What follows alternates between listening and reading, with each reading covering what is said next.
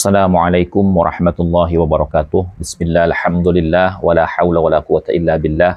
Ashhadu an la ilaha illallah wahdahu la syarikalah. Wa ashhadu anna sayyidina wa nabiyyana Muhammadan abduhu wa rasuluhu alladzi la nabiyya ba'dah.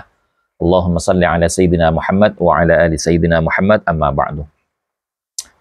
Para saudara-saudariku sebangsa setanah air dimanapun kalian berada, para sahabat-sahabatku, para subscriber, para netizen yang budiman, selamat datang kembali di channel Gus Hasan Asy-Syarif Official. Semoga kita selalu dalam keadaan sehat, jasmani dan rohani kita, dimudahkan segala urusan kita, dilancarkan rezeki kita, dan diberkahi hidup kita, fid dini wa dunya wal akhirah. Amin, Allahumma amin.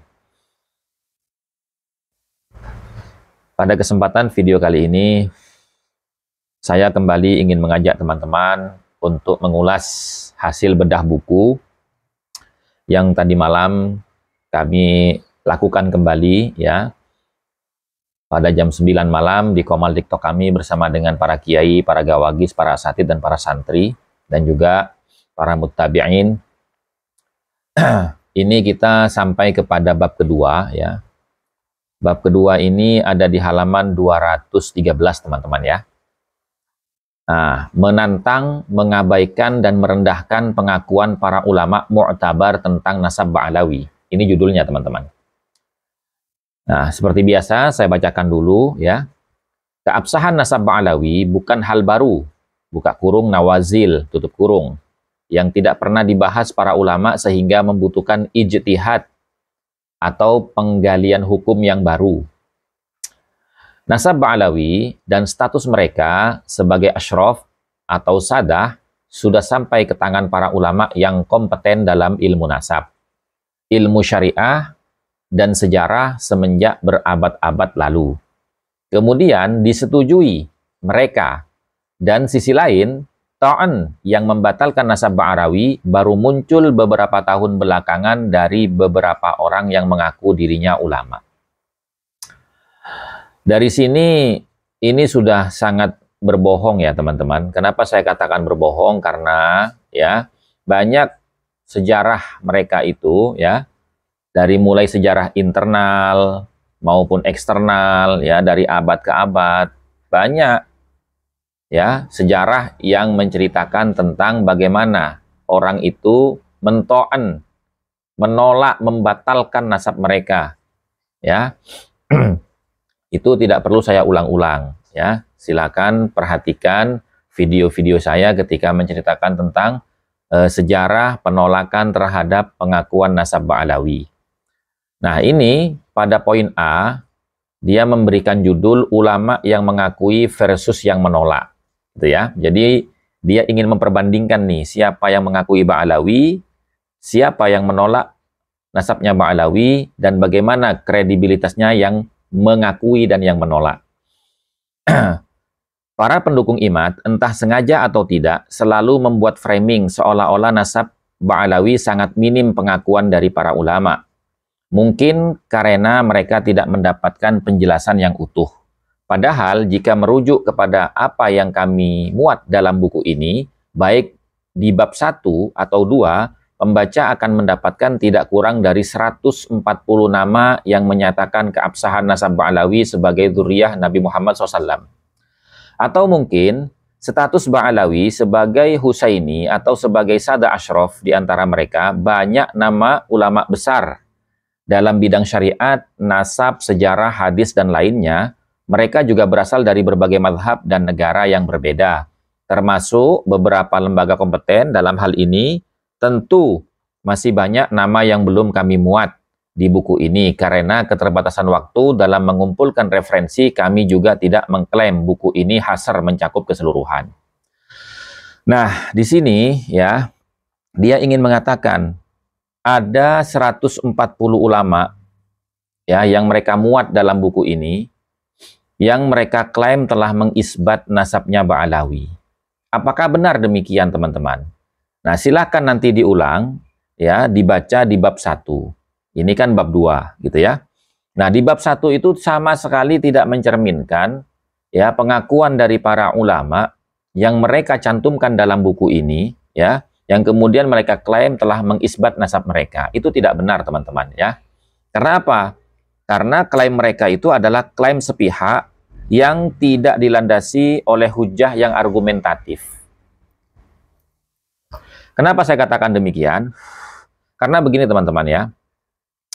Yang pertama, ya, mereka mengatakan dari prolognya itu bahwasanya pengakuan datang dari Syekh Yusuf bin Ismail An-Nabhani. Nah, lagi-lagi saya katakan ya, Syekh Yusuf bin Ismail An-Nabhani itu bukan dalam rangka mengisbat nasab Ba'alawi, tapi dalam rangka memuji maddah. Kenapa saya katakan maddah ya? Dan ini sudah saya konfirmasi kepada para kiai tentang pendapat saya ini benar atau tidak. Di mana saya mengatakan bahwasanya Yusuf bin Ismail An-Nabhani itu bukan mengisbat, tapi hanya maddah, memuji. Karena satu, ditinjau dari latar belakang Yusuf bin Ismail An-Nabhani. Beliau bukan seorang pakar nasab. Ya. Nah, karena beliau bukan seorang pakar nasab, maka tidak bisa kita ambil pernyataannya itu sebagai bentuk pengisbatan kepada nasab Ba'alawi, sebagaimana yang termaktub dalam kitab nasab Rosail fi ilmil ansab, la ibaratah bitaqrirati man laisa lahu minad dirayati bin nasab. Ya, tidak bisa kita ambil sebagai ibarat keterangan-keterangan dari orang yang memang bukan pakar di bidang ilmu nasab. Itu sudah jelas teman-teman ya. Nah, kemudian yang kedua ya, dia mengatakan ya bahwasanya termasuk beberapa lembaga kompeten dalam hal ini.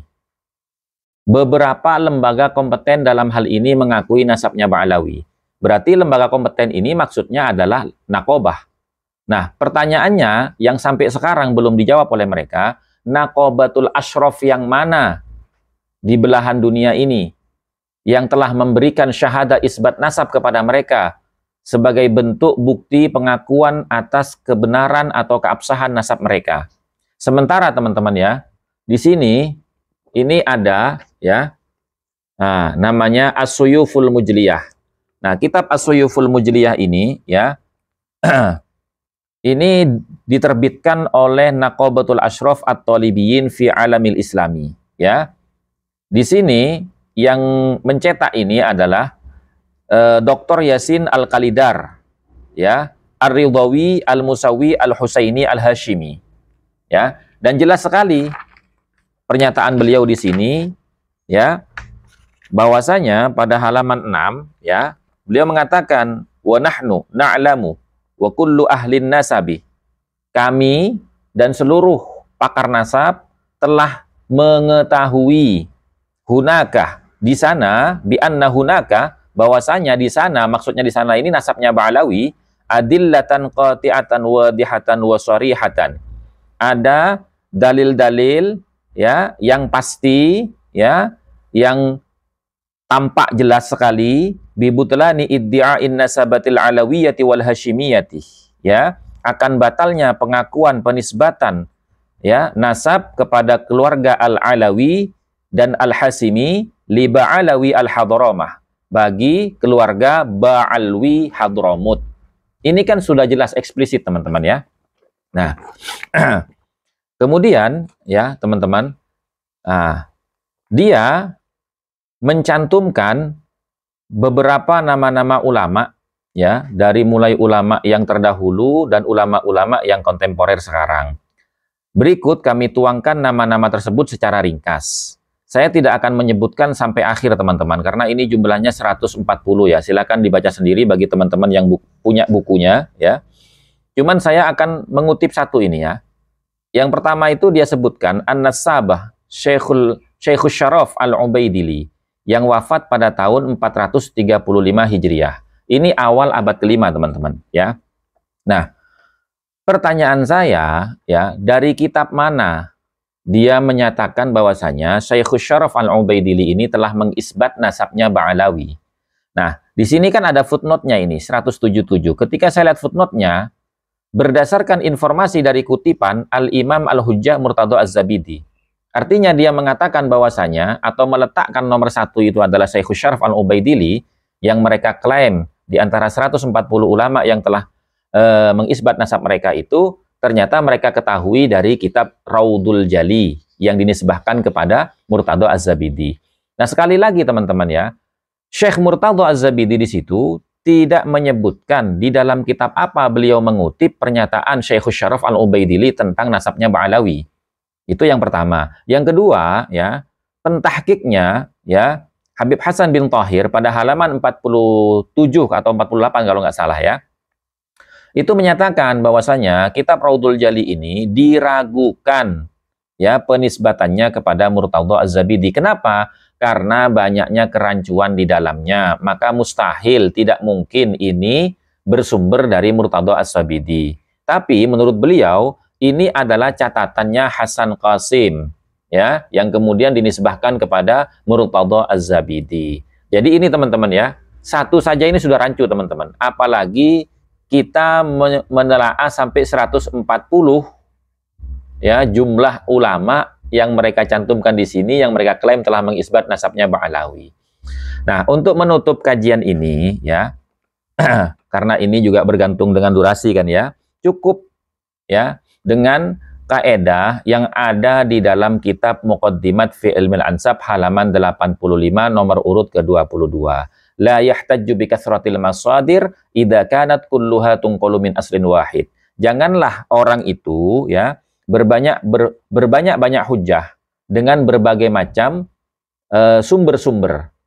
Idza kanat kulluha, apabila semua sumber-sumber yang dia jadikan hujjah itu, ya, tunqalu min aslin wahid, semuanya bermuara kepada satu sumber, yaitu ketika berbicara Abdullah pasti sumbernya itu Al-Janadi dalam kitabnya As-Suluk fi Tabaqatil Ulama wal Muluk. Kalau bicara Ubaidillah nggak ada lagi sumbernya, pasti Al-Burqatul Musiqah karya daripada Syekh Ali bin Abu Bakar Asy-Syakran. Nah, demikian ya teman-teman, mudah-mudahan bisa dimengerti dan difahami.